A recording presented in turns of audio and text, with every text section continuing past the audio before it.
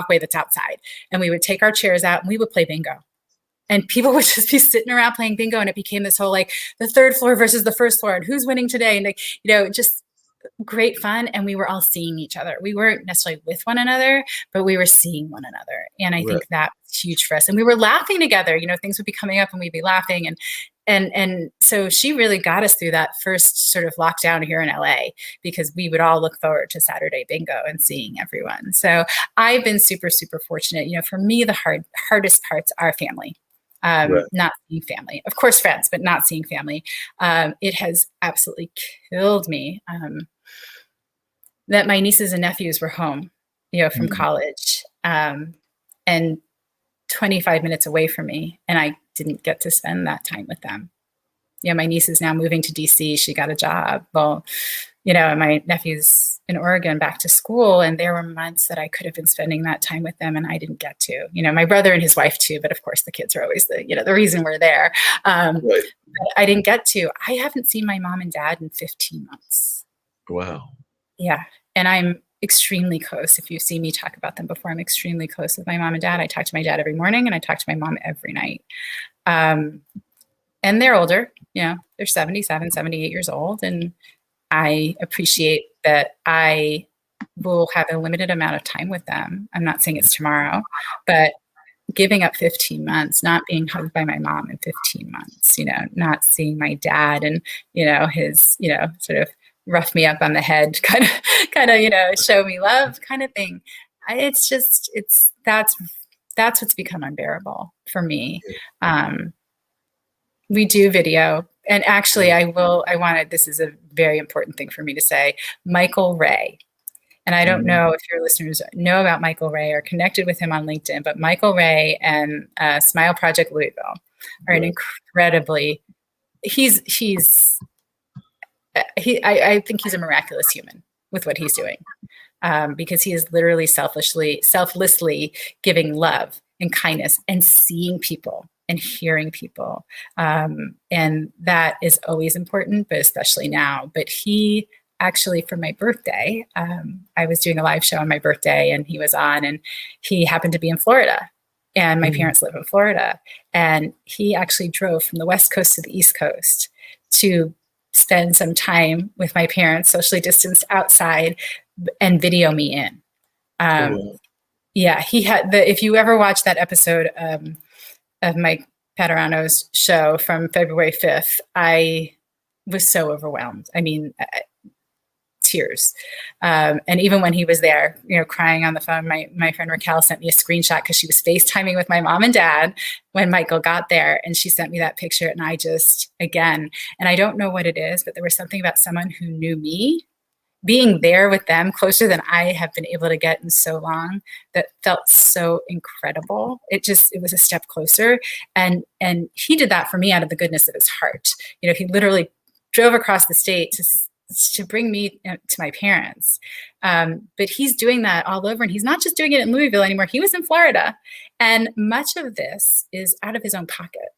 Yeah, we're seeing more projects like that, because there's a guy named Billy something that's got a project that has actually been on the show. I have not had Michael yet. I do want to get Michael on at some point, but he's got a project. I actually had the wristband he's got, which is called Bump It Up, and that's basically what it is he's going around basically just rewarding people just out of the goodness of his heart for no apparent reason, that it's for the goodness of his heart and everything. Like, I know that he's giving away everything from like cars to being in the grocery line, hearing somebody complaining about the fact that they didn't have the money for the groceries, and then he basically just took out his credit card and paid for the entire groceries and things of that nature. So he's another one that's doing that. I think there's a young lady that's doing a thing about us trying to smile and give out smiles on a regular basis. So there are a number of these kind of programs like what Michael's doing there in Louisville that have come out of the pandemic, where we're seeing kind of the more positive side of what can be a very negative situation and all of that. So I'm definitely glad when I see folks doing that kind of thing, and sometimes it'll even surprise you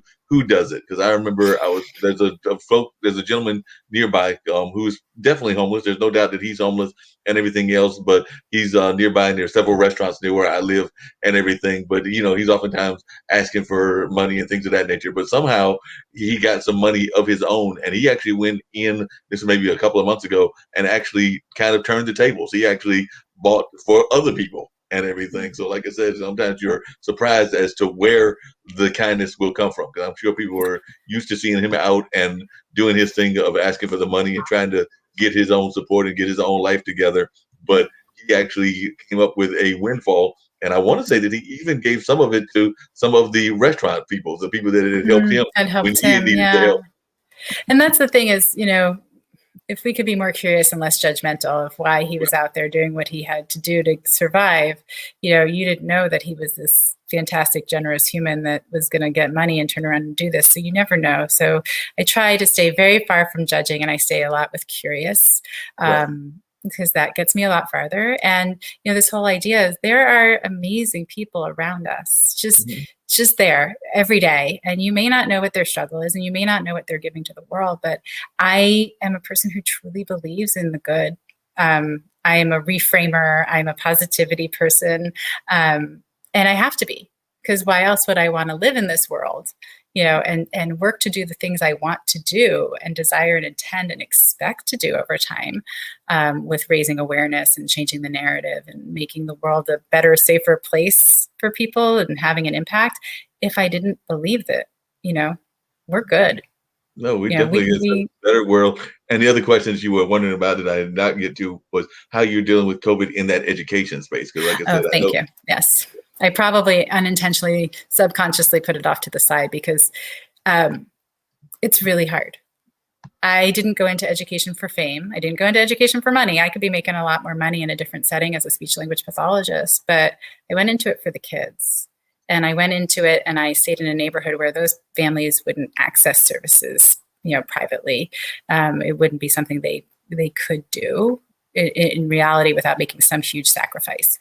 So I haven't, in LA, Los Angeles Unified School District, we've been out since March 16th of 2020. We never went back hybrid. We've not been back to the schools at all. So we're coming up on a year, and I miss my kiddos. I don't, I was talking to friends who are educators actually this past Friday. We did like a little happy hour get together, and we're all feeling it. It's hard to get through the 10-hour days and the parents that are mad at us because we're not going back to school and they need to go to work. And I have empathy on both sides of this. There is no win. It's sort of lose-lose, and I don't see where the win-win is just yet. And I'm glad I'm not in charge of that. I can only do what I can do in my space. But I miss my kids. It's hard for me to feel joyful about what I'm doing. I know what I'm doing. I'm not reaching all of my kids. Not everybody's had the ability and, ease with technology, or just being able to, say hi and smile at them in the hallway when it's not their time to be in my room to acknowledge them, or, have lunch with them. It's just so different. And so that's been really hard for me as an educator. And I know for a lot of educators, we miss our kids. We miss being with them and interacting with them, and it not just being about instruction and problem solving technology. Again, I started by saying, I want to build amazing humans. I want to contribute to that. And it's hard to do it this way. I mean, I try to make my sessions fun, and I try to make it open for people to talk about what they need to talk about, but it's not the same. And again, the disparity. Los Angeles Unified School District did, it was a slow rollout, and people really did jump on them for that. And I understand, but they put technology in the hands of every student. They did iPads and Chromebooks and, MacBooks, and they got technology, and they worked with Verizon, and they got hotspots for people who needed it. And they did it. It did take some time, but they did it. And this was brand new. We'd never been in this situation before, so trying out how do you distribute it when we're not supposed to be with one another? And, there were a lot of hiccups, but they did try. But, we were talking earlier about people's learning profile. For some kids, this is great. For a lot of kids, it's not. It's A, not how they're used to learning, or B, it doesn't fit their learning profile. They're getting experience. They're getting a wealth of knowledge and experience this year. And I think that does help us in resiliency and all those other things that are really good for our character as we move through life. But the system is broken. This isn't perfect either.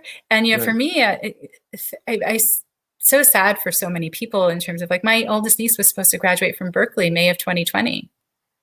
She never got to graduate. I mean, she graduated with a degree, but she didn't get the ceremony, and she didn't get the ritual of it, And I know she's not the only one. I know people have missed things that are far more impactful, in terms of like funerals and weddings Yeah. and, But all of that is impactful, and you're right. It's just the way that it's impacted our society. Because I know that I've had some friends that have had. Actually, I lost a uncle when we did have the funeral for him last year and everything, and it was a full funeral with people there, and actually more people than we expected. But definitely, you had to wear the mask. If the singer was wearing the mask until it was time for them to do their songs, and the same with the preacher and everything else. So it definitely was a different type of impact. And I've had some other friends that have lost loved ones and we're not able to have a funeral at all. But then on the side that you're talking about with education, my brother's significant other, she's got two kids as well. They're kind of doing that Brady Bunch thing. My brother's been married a couple of times, so they're now hopefully the third time is the charm because I actually like his lady love. Well, I've liked a couple of them, but this one I definitely have a special affection for and everything. But her oldest daughter just graduated from high school, and I know, like you said, there was no high school graduation. There was none of that. Now she's at East Carolina, and there was not a lot of fanfare even with going to college the way that there would have been. But my brother actually did something really cool. His brothers, I mean, his friends, brothers in spirit and everything, are drivers of those Polaris cars. There's the cars that look like the Batmobile and everything. So they actually drove by and did like a drive-by graduation ceremony for her as she was getting ready to graduate. And it was like a couple of days or weeks before the graduation, but they went by and did that. And then some of his peers that were in that same group realized that they had folks that were also going through life changes, whether that was a graduation, whether that was graduation from high school, college, or whatever other things they might have been going through. There might have been some other life events. So they went to a couple of places. They didn't just stop at Celia's daughter's house, Effie. Effie is her name. They didn't just stop at Effie's house and enjoy that company with them, but they spread that joy with a number of folks. So, but I also agree with you that the whole virtual space has been very different because I've done a number of festivals, been involved in festivals here for years and everything, decades and even. But it's not the same thing doing a festival where you can be out there with the people, enjoy the music, enjoy the artwork, enjoy the camaraderie of all the people. Complain about it being too hot, Yeah. And one of them is in the middle of July, so it can be quite hot and everything, but you can't enjoy that kind of camaraderie with the festival when you're doing it in that virtual space. Because I know I did at least Centerfest, which is our Durham Street Festival, the Eno, which is the one that's kind of in July, which is the hot weather one. But that was a virtual version, and I think they're thinking about even being virtual this year because they haven't quite figured out what's going on with the vaccine and everything else. I'm not sure about Centerfest because that's further in the fall. So hopefully that'll actually get able to be held in person. But it's not the same doing it on the computer screen as it is in person. But I will say, and I will start by saying I am privileged to have not experienced the worst of COVID. Right. So I can say silver lining a lot more easily than a lot of people. But for me, 2020 brought a lot of clarity. It brought a lot of simplicity, uncomplicated life in a really nice way for me to see things more clearly. And I've made so many great connections through LinkedIn, quite frankly, just in the last few months that it's not the same, but it's been nice knowing it's possible to meet new people and actually form real friendships when we're not together and to tap into the global world. This was here before COVID, but I wasn't using, Zoom or anything to get together with girlfriends. And I laughed the first time I did it with Raquel and our other college roommate, Courtney. Like, we could have been doing this all along. Like, we could have been hanging out together all along, but we didn't. But now that's a reality and an option for us moving forward. It's really been eye-opening, and it has brought to focus the things that really matter for me. And I think that's true for a lot of people. And I'm very grateful for that. And again, I can be grateful in the face of everything because I've had the privilege not to be someone who experienced the worst of COVID thus far. So. Well, that's a great blessing that you haven't experienced the worst of it. And so far, I've actually been fortunate that I haven't really had that many bad dealings with it. Like I said, the uncle was already sick and his wife had passed earlier. So I don't think that was COVID related. And I might have had a couple of acquaintances and friends and associates that definitely were impacted by COVID, but not a lot of them. So I would agree with you that it's been something that I've been able to not have a lot of a big impact that a number of folks have had, whether that's in the bigger cities that have been more heavily impacted, but even here in Durham, there have been other folks that have been impacted more than I have been, and so I've been fortunate in that way. But it is impacted even in small ways. I know that there's a beach trip that my brother goes to with my dad and their significant others and everything else. I went last year, and I was hoping to go this year, but and this was only been they've been doing it for many years, like probably 10 or so years, maybe even longer than that.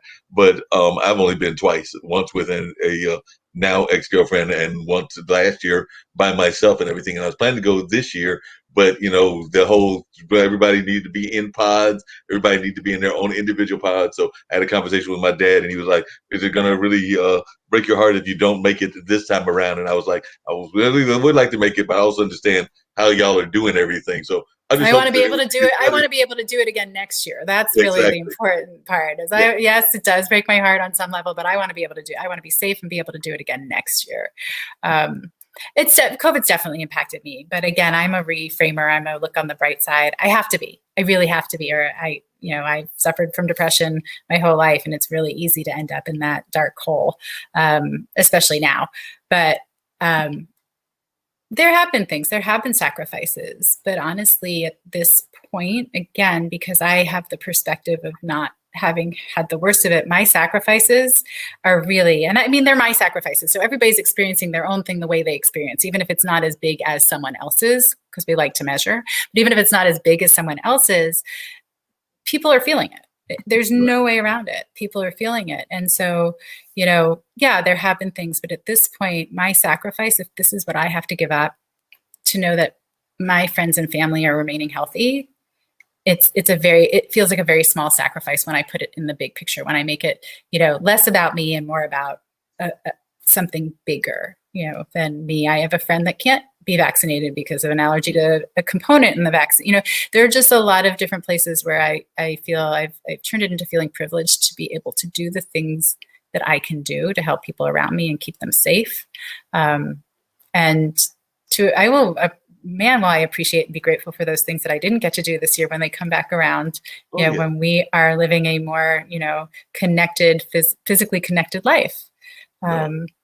I definitely agree with you on that. And you're right about the vaccine, because I've actually got a friend in Las Vegas that's in that online space of teaching on the college level and things of that nature. And she actually teaches between Nevada and Arizona. So she drove all the way to Arizona to get the vaccine. I think she had an appointment and everything else, but then when she got there, then they put her on like a 3-hour hold, and she did not feel like waiting 3 hours and everything. And it was not even guaranteed that she would get the vaccination and everything. And then she wound up not getting it, coming back. And now I think she's waiting for CBS or one of the other people to have it more readily available, because she does not feel like driving between Las Vegas and Arizona, a 3-hour drive on the whim that there may be the vaccine or there may not be the vaccine.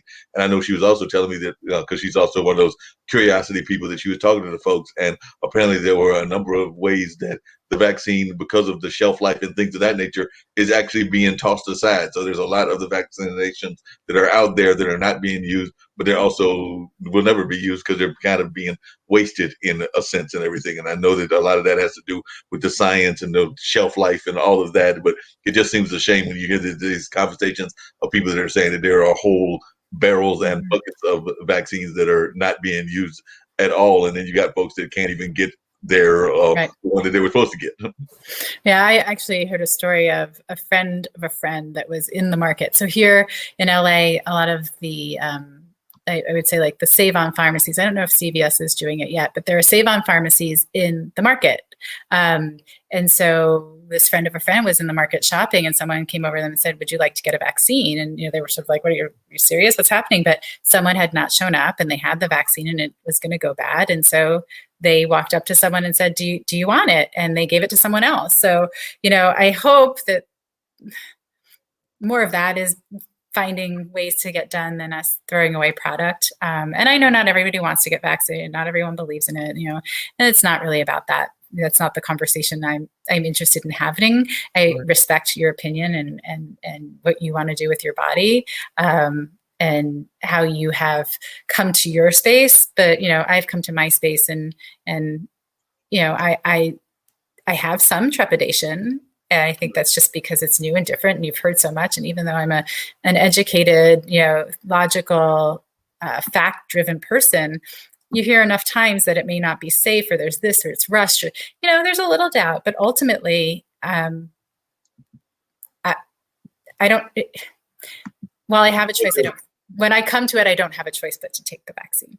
And I would agree with you on that. I'm going to say that there is definitely trepidation even here on my part and everything, because if you understand the history of vaccinations and African American and the minority population, there is definitely some concerns about the Tuskegee experiment and things of that nature. But I do know that my dad and his lady love, I think they took theirs about 3 or 4 weeks ago and everything. So definitely I know that while there might be those trepidations, I'm going to get past those, because I do think that it's something that is necessary. So whenever they get around to my age range and everything, because I'm not in a quote unquote vital profession or anything of that nature. And you're only keeping people going mentally, right? It's not vital. Exactly. But in their mind, it doesn't count. No, I understand. And I wouldn't want to be the person deciding the order of anything in this, quite frankly. So I give, it's hard, and I know it's not going well, but man, I wouldn't want to be making those decisions by any means. So, one of my biggest driving factors for getting the vaccine is I want to see my mom and dad.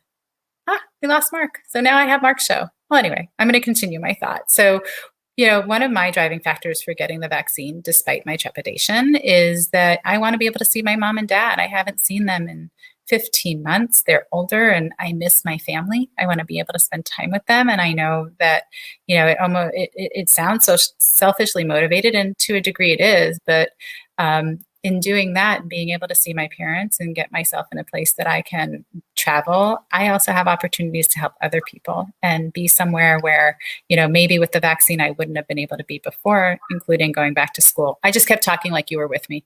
Well, I appreciate it. That's what folks do when that happens. Life happens in the world of technology. And I've had that happen even one time.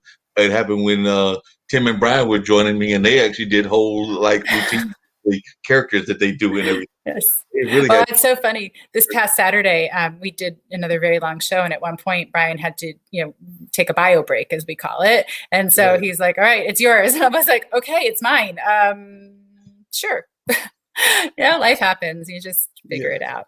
You figure it out. Life happens. We just make it work one way or the other. That's just what happens. So, like I said, I saw that was making me disappear. I was like, well, I know the show will still be going on. So I know that Nancy is a seasoned pro, and she will keep things rolling along and everything. Even though you're new at it, I'm definitely appreciating your energy and all of that. You've been doing a great job, and definitely appreciate our conversation. And I know that you actually said only an hour, but we're almost at the I keep looking at the time, and I'm like, but that's okay. This is an important conversation. And I did have, some things that I have very forgiving people in my life. At 1:00, I do have a hard stop because it's a client, and, the phone calls that I saw come in, they'll understand. This is so important, these conversations, and that people will get to watch them repeatedly, and they will go to places that I could not reach in another way. It's, again, it's a privilege. And, I've had people like you who invite me on, even though I am new and not seasoned, and make me a co-host of a show, and, are supporting the vision I have, and, not just with words, but in ways they can, the ways they can tangibly help do that. So I very much appreciate you, Mark, and you're, taking a chance on me and giving me the space and engaging in this conversation. And I love that you ask the questions you do. They're insightful, and maybe somebody else wouldn't ask them, but that's the point. No, I try to ask what I'm doing. No, I try to ask insightful questions. I will ask some playful questions as well. So actually, that was going to be one of my last ones, which is you moved from the East Coast, because if I remember correctly, George Washington is on the East Coast, to the West Coast. So what was something that you found different about Los Angeles that you did not expect? Because I've actually got a good friend that is a filmmaker in that whole LA area, and he's originally from Hillsborough, North Carolina. But I've had conversations with him about things that he expected differently than what he got from the East Coast. But I would be curious to see what are some things that you found out in the West Coast that you were not expecting when you decided to go and become a UCLA Bruin. Yes, I one of the things I grew up in just outside of Manhattan, so it was suburban. We were about 30 minutes northwest of Manhattan, but I grew up with a if you see the car in the driveway, you can stop in. And I remember, when my brother and his wife started having kids, and like you need a play date. I'm like, well, nobody just stops by. You have to have a plan, and that felt really isolating because it's a car community. There's no you don't even bump into people in public transportation. You really live in your own bubble. So that was difficult for me to adjust to. One of the things I loved was the lifestyle and the pace. So especially in college, coming from East Coast and New York, and that's where I socialize. The bars are open till 4:30 in the morning, and you're wrecked the next day. And you go and do it again. I remember in summers when I would come home and I was working at the Rusk Institute over at NYU. We'd be out till 4:30. You'd eat something, shower, and go to work. I mean, I don't even know how we did it, but LA, the culture is that things end a lot earlier here. And you can have a full night by 10, 11 o'clock at night, and still be able to, enjoy your day the next day. I love the weather. I'm a person who's always cold in New York, East Coast, even DC. When I was there at GW, it was too cold for me. And I do like the culture. I shouldn't say not the entire culture of LA, because there's like lots of places, the focus on physical and fame. And that's another thing we started talking about earlier. One of the things we can go a long way to helping people with body image, and not just women. I mean, men and boys, they're insecure as well. I don't rarely tell my nieces and nephew that they're beautiful. I tell them that they're amazing humans. I love your heart. You're so generous. You're so kind. What's on the inside, really giving them value for what's on the inside, and letting them know that I see it, and like I said, I value it. But yeah, there were a lot of different things. I'm trying to think what else. It's been so long now. I will admit, after my first year out here, I wanted to go home. I wanted to go back to New York. And I think it was just a very different culture for me. I also, I wasn't blonde hair and blue-eyed. And, I was coming from New York, and Raquel will tell you, my best friend of 27 years was intimidated by me when she first saw me, not even when we met, because I came from New York in the time of grunge. So I showed up wearing black leggings and knee-high lace-up, steel-toed Doc Martens, a men's Hanes V-neck white T-shirt, and a flannel was either on me or wrapped around my waist, and typically a baseball cap. So, the culture that I was used to wasn't the culture here. I love that I can wear flip-flops almost year round. If I was warmer, I could, but I love that I can wear flip-flops almost all the time. I love that dressy casual here is something you can be really comfortable in. You can wear your jeans anywhere. I love all of those things that take a lot of the pressure off. And I love the communities I found.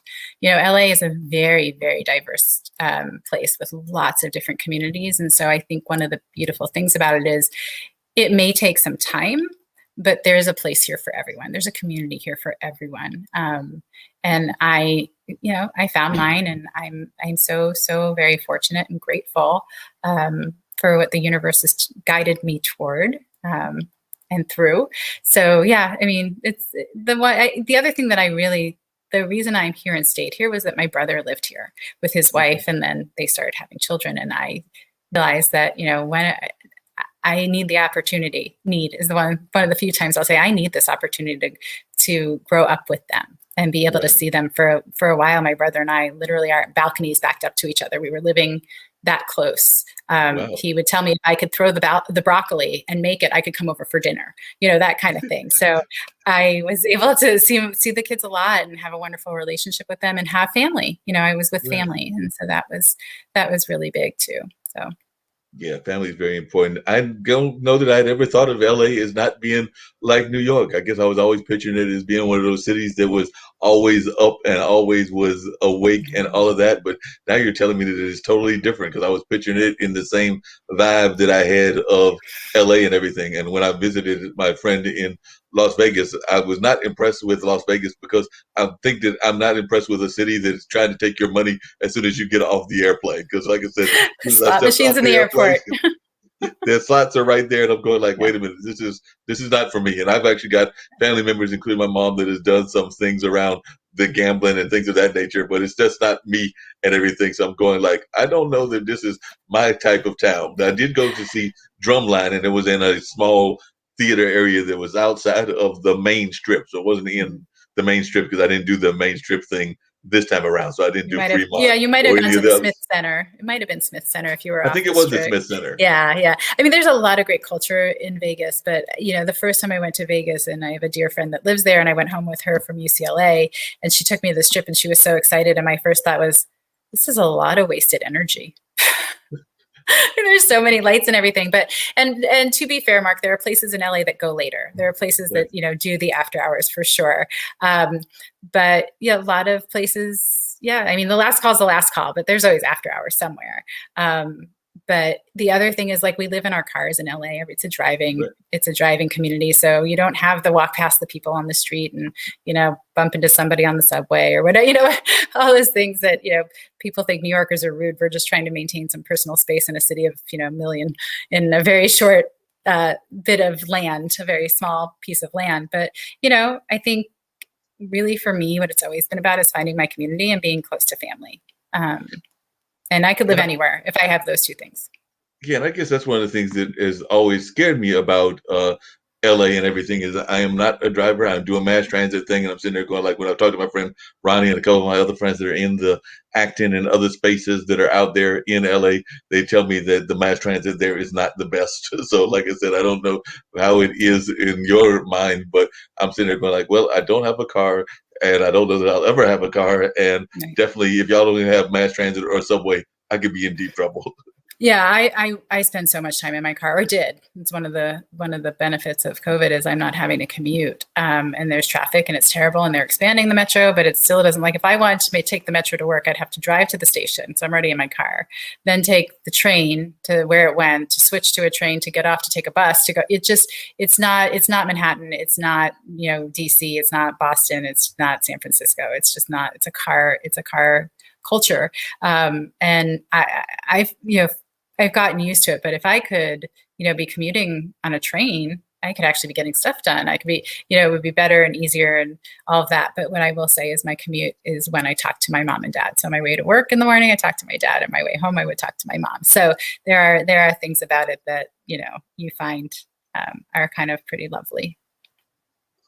That sounds like a great part of it, and everything that you get to spend that time talking to the folks. And I'm actually a big fan of that. I call my mom on a regular basis. I'm actually one of those folks that will say that there's nothing wrong with even reaching into your family when you need help and things of that nature. And some folks are like, Mark, but you're 59. Why are you calling your mom and dad? I'm like, that's what parents are for. You're supposed to be able to call them at any point in your life, whether you're 50, 60, 70, or whatever age is, as long as they're there around and are able to do it. As a matter of fact, that's what my mom usually says. If I do need her help, she'll be like, I don't know why you're bothered to ask. I'm going to do it for you. I don't even know why you're even bothered to have trepidations about asking for whatever favor that I may need or things of that nature. And I'm sure your mom and dad are probably the same way, that if you need that support, you get that support. Absolutely. And I'm really fortunate that they offer it before I even ask, a lot of times in their words of praise and support. And can you still hear me? Because my phone tried to ring. Yes. I still hear you. Can you hear me? Yeah. Yes, I hear you. Okay, sorry. Yeah, technology and live stuff. In speaking to them every day, I know they love me, and I know they're there for me, and they, are always reflecting back to me the ways they see me, which make you feel like $1 million. So yeah, I know my family is there for me, and have been. And have been. So, I know for a lot of people, it's not how their family functions, but mine does, and I feel really grateful that that's the relationship that I have. So. Yeah, that's a great relationship to have. The fact that they're there to support you, there to help you, and have that good relationship. One of the things, and Raquel will tell you this, that I ask everybody as we wind down and everything, is their words of encouragement, their words of positivity, things that they would like to have shared to the entire world, not just us here in the United States, but to the globe. As we, like you said several times, we're in the middle of a pandemic and things of that nature, but we're all about trying to have words of encouragement and words of positivity. So what kind of words of encouragement and positivity would you share with our global audience? Well, I want to remind everyone that they have a voice, and that they matter, and that they are important. That's really important to me, that people are seen and heard and know that they are valued. Words of encouragement. And from my experience, and I've been really low, it gets better. it may not feel like it's going to, and it may take time, but it gets better. And if you are able to reach out, huge. I know sometimes I've been in that place where I can't reach out, and that's hard. But ultimately, my goal in life is to impact other people. And if I am focused on that, it's less likely that I'm going to feel down because I'm helping people and I'm getting something back. And I think that, if we take the time, like the pandemic has done for us, and really focus in on what's important, we're all going to find our joy. We're going to find our joy. There might be struggles around it, but we're going to find our joy. I believe it. No, I definitely think we're going to find our joy in everything else, and I agree with you on that. If you were to say where you want to be, say 5 to 10 years from now, when we hit 2026 and 2031, where would Nancy like to be at that time? Nancy is going to be a keynote speaker, and she'll be promoting a book, probably her second one. But she will be making gobs of money so that she can open different housing situations for young people who are in the LGBT community that get kicked out of their home for being who they are. I also want to do the same thing for kids who age out of the foster system at 18, making sure there's a place to land. I am going to be helping other people find their voice and continuing to charge through. I'm going to be a name that people know, and the work I do is going to be appreciated, and it's going to have shifted things and changed the narrative. So I'm going to be living my best life. And the universe, while this is what I'm shooting for, I trust the universe to guide me in the ways that I am meant to go. No, I have no doubt that you will accomplish those goals, that you will have those kind of positive wishes and positive thoughts, and that you will continue to be a force to be reckoned with here, not just in the California area, but in the nation and in the world. And I definitely think that a lot of folks will be listening to you in the future and everything. I'm not even going to be surprised if we don't see like Mr. Biden or somebody calling you to help them with some of these efforts and everything, because definitely I think that you lend a very great voice, and that a voice that needs to be heard and all of that. My less than serious question and everything was, when you first came on, you had your pet with you, and I was curious about this pet and everything, and what the pet is and what kind of pet it is, because I am definitely not a member of the pet family now, though I've had cats and dogs in the past, and have definitely had other animals, and at some point I may have to put a pet in the apartment, but right now I don't have any. But I saw that you did have a pet, so I'd love to learn more about this pet of yours. Yes, I have 2 fur babies. They are both cats. One is 15 years old and one is 4 years old. So the one that was here earlier, the gray one, is Katya, and she's mischief and mayhem. They have very different personalities. She's mischief and mayhem, and she's a total playful girl, and she will come to me when she wants affection. She's very cat. My big guy, he's different. He is my human scarf. People joke all the time that, like, I'll be in the middle of a live and there's a cat around my neck, or she'll walk and her tail is under my nose, and they're just, they're unconditional love embodied. And I love having them around. They make me smile and laugh when they're doing their things. But yeah, they've both gone to hibernation at this point. I guess in the day it's sleepy time. But yeah, those are my babies. I've got 2. One's gray, one's black and white, and they are both ridiculously spoiled. I could admit completely. Marc, you said earlier, I just want to put this out there for your audience. I would love for people to connect with me. Whatever conversation you want to have, I'm happy to. And just when you inbox me, just say that you saw me here, heard me have the conversation with Marc, because I want to prioritize your audience members, and not that anyone else isn't important, but you've given me this opportunity. And one of the things that I can give to your community is, if I know they're coming from your show, that I will make sure I get back to them as quickly as I can. Sounds great. And how can they reach you? You said LinkedIn. What are some of the other ways that they can reach you? And I should also warn you that one of the things that happens on IPM TV is that a lot of our other show hosts watch the shows, as do our founders and everything else. So don't be surprised if you don't get LinkedIn contacts from Kim Calhoun and Nick Palbeda, who are our founders, as well as Brother Mike and a number of other hosts as well, because I know a lot of times their discussions also center around a lot of the things that we have been talking about, and that is very much important to their dialogue as well. So if folks are interested in both within our platform as well as in the audience, how can they reach you? So I welcome connection, by the way. I'm a big connection person. I'm always happy to, I can never have enough people that I connect with and bring joy and value and compassion and support to my life, and that I can be the same source of for them. Yes, LinkedIn is Nancy Barrows, and there's a bunch of letters after my name for my speech pathology degree. I don't think there's another Nancy Barrows, but just in case. I'm also on Facebook, and on that I'm Nancy Deborah, or Vibing with Nancy. I think it's vibing _ Nancy. I get confused between that and Instagram. So one's Nancy Deborah and one's Vibing with Nancy. And I always apologize, but I am in public education. So I have to, while I keep a public profile, I have to sort of make it a little less easy to be discovered by maybe the families I work with or the students that I work with. And my email is pretty simple. It's my name. It's nancy.d.barrows@gmail.com. And when you're looking for me, Deborah's Debra. So that's the version of it you'll find. And I'm gonna say, if you come to a shout out Saturday or What's Good Wednesday, you can always find me. So if you're having trouble, you can come there, or you can come Thursday nights to the Islands of Misfit Toys, 5:30 Pacific time, and find me however you can.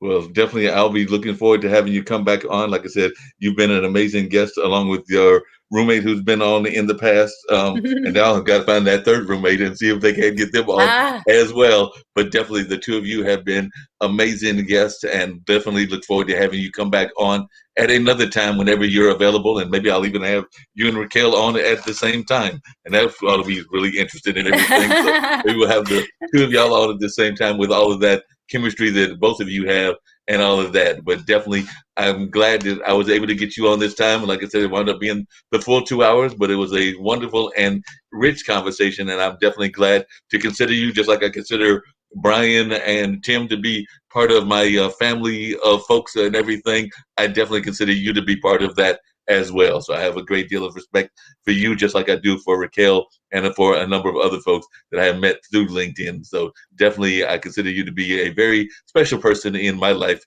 as well. Thank you. I appreciate that. And I appreciate being here, and I appreciate who you are and that you share it. And certainly I feel the same way. I've been fortunate to find good people, and you are certainly one of them, Mark.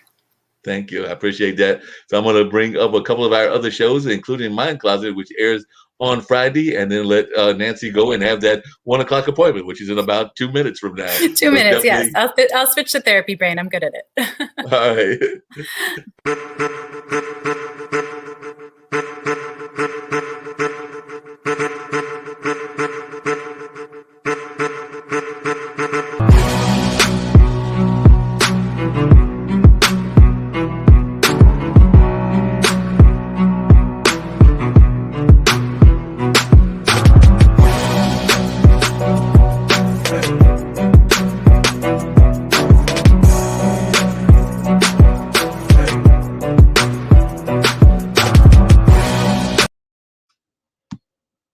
All right, and let's get podcasters here.